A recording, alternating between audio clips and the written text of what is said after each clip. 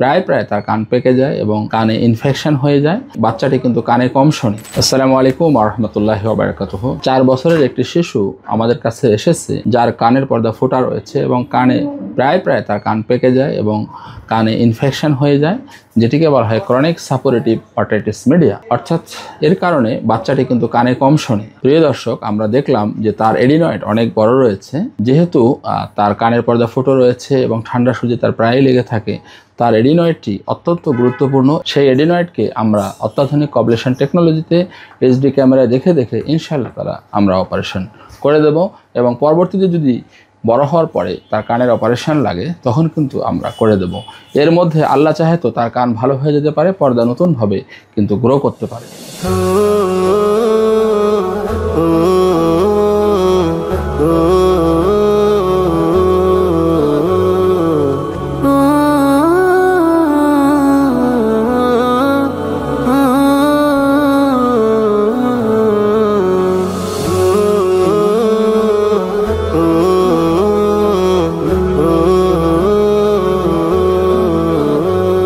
আলহামদুলিল্লাহ, এডিনয়েড অপারেশনটি সফলভাবে সম্পন্ন হলো।